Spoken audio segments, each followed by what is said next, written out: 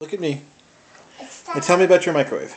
It's that, my microwave is not too dangerous. We never cut our fingers on it, but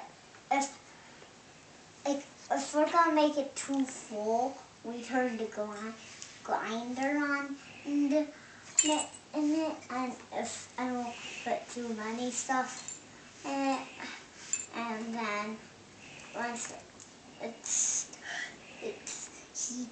heated it up or just grinded it, once I heated it up, it turns the grinder on if it's too full, and it starts grinding the stuff so it's not too full. And sometimes me and Rosie, well, a lot of the times now, we're gonna start playing fake food, cook it now.